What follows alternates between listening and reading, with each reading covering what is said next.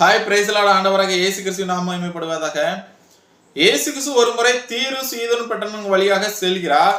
அங்கே கூடியிருக்கிற கானானிய ஸ்திரீ ஒருத்தி வந்து அவரிடத்தில், தாவீதின் குமாரனை எனக்கு இறங்கும் என்று சொல்லி, என் மகள் பிசாசினால் கொடிய வேதனை படுகிறாள் என்று சொல்லி கூப்பிட்டாள். அதற்கு அவர் என்ன சொல்றாருன்னா, காணாமற் போன இஸ்ரவேல் வீட்டார் இடத்திற்கு அனுப்பப்பட்டேன் என்று மற்றபடி அல்ல என்றார். ஏசு கிறிஸ்து சொல்லிட்டாரு, நான் இஸ்ரவேல் வீட்டாருக்கு தான் வந்திருக்கிறேன், உங்களுக்கு வரல அப்படிங்கிற மாதிரி இங்கே சொல்லுகிறார். அவள் அதற்கு அடுத்தல அவள் என்ன சொல்றான்னா, ஆண்டவரே எனக்கு உதவி செய்யும் என்று சொல்லி அவரை பணிந்து கொள்கிறாள். அவள் என்ன செய்யறா, ஆண்டவரே எனக்கு உதவி செய்யுங்க என்று சொல்லி அவரை பணிந்து கொள்கிறார். அப்பவும் என்ன சொல்றாருன்னா இயேசு கிறிஸ்து, அவர் அவளை நோக்கி, பிள்ளைகளின் அப்பத்தை எடுத்து நாய்க்குட்டிகளுக்கு போடுகிறது நல்லதல்ல அப்படிங்கிறார். அதாவது இஸ்ரவேல் என்பது பிள்ளைகள், கானான் என்பது புறஜாதி இனத்தார்கள்.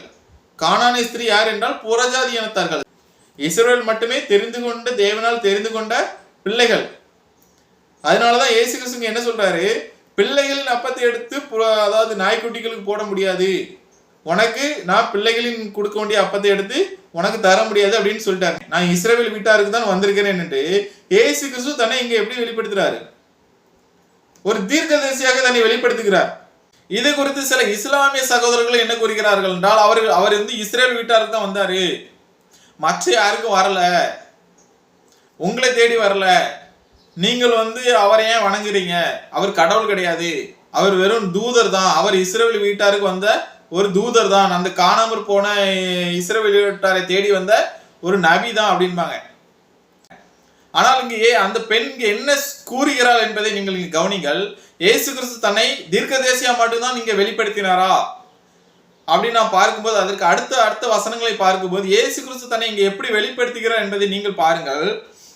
அதற்கு அவள், மெய்தான் ஆண்டவரே, நாங்கள் நாய்க்குட்டிகள் தான் என்று அவள் ஒப்புக்கொள்கிறாள். நாங்கள் புறஜாதியர்கள் தான், நாங்கள் நாய்க்குட்டிகள் தான். ஆகிலும் நாய்க்குட்டிகள் தங்கள் எஜமான்களில் மேஜிலிருந்து விழும் துணிக்கைகளை தின்னுமே. ஆனாலும் நாய்க்குட்டிகள் எஜமான்களின் மேஜைகளிலிருந்து விழும் துணிக்கைகளை தின்னுமே என்கிறார். அப்படி தின்னுட்டு அந்த நாய்க்குட்டிகள் என்ன செய்யும், விசுவாசமா இருக்கும். அதை தான் இங்க வெளிப்படுத்துகிறாவா. நாங்கள் எஜமான்களுக்கு துரோகம் செய்ய மாட்டோம், விசுவாசமா தான் இருப்போம் அப்படின்பதை இங்கே அவள் இயேசு கிறிஸ்துவுக்கே ஒரு அறிவுரை சொன்ன மாதிரி இங்கே கூறுகிறார். நாங்கள் விசுவாசம் உள்ளவர்களா தான் இருப்போம். அதற்கு ஆண்டவர் சொல்றாரு, இயேசு அவளுக்கு பிரதித்திரமாக, ஸ்திரீயே, உன் விசுவாசம் பெரியது, நீ விரும்புகிறபடி உனக்கு ஆக கடவுது என்கிறார். அவர் அப்படி சொன்ன உடனே அவளுடைய மகள் ஆரோக்கியமானாள் அப்படின்னு சொல்லப்பட்டிருக்குது. அந்நேரமே அவள் மகள் ஆரோக்கியமானாள். Thank God. இங்க பாருங்க, இங்க ஒரு அற்புதம் நடந்திருக்கு பாருங்க. அவர் தன்னை எப்படி வெளிப்படுத்தியிருக்கிறார், இரட்சகராக வெளிப்படுத்துகிறாருங்க. உலகத்தின் ஒளியாக நான் வந்திருக்கிறேன் என்பதை இங்கே வெளிப்படுத்துகிறார். நான் தான் உலகத்தின் இரட்சகர், பாவிகளை மீட்க வந்த இரட்சகர் என்பதை இங்கே வெளிப்படுத்துகிறார்.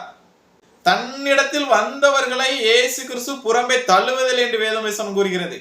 ஆமென். அதன்படி பார்க்கும்போது வேதவசனம் இன்னொன்னையும் கூறுகிறது. யோவான் 3:17 கூறுது, உலகத்தை ஆக்கினைக்குள்ளாக தீர்க்கும்படி தேவன் தம்முடைய குமாரனை அனுப்பாமல் அவராலே உலகம் ரட்சிக்கப்படுவதற்காகவே அவரை அனுப்பியிருக்கிறார். அவராலே உலகம் ரட்சிக்கப்படுவதற்காக, உலகத்தில் இருக்கிற எத்தனை ஜனங்கள் இருக்காங்களோ அத்தனை ஜனங்களும் ரட்சிக்கப்படுவதற்காக தான் இயேசு கிறிஸ்து உலகத்தில் வந்திருக்கிறார். ஆமென், ஹல்லேலூயா. அவரை ஏற்றுக்கொண்டவர்கள் எத்தனை பேர்களோ அத்தனை பேர்களும் பிள்ளைகளாகும்படி அவர்களுக்கு அதிகாரம் கொடுக்கப்பட்டிருக்குது. அவர் தன்னிடத்தில் வருகிறவனை புறம்பை தள்ளுவதில்லை. இயேசு கிறிஸ்து தீர்க்கதரிசியாக மட்டுமல்ல, அவர் உலகத்தின் இரட்சகராக இருக்கிறார். ஆமென். நீங்கள் இதை அறிந்து கொள்ள வேண்டும்.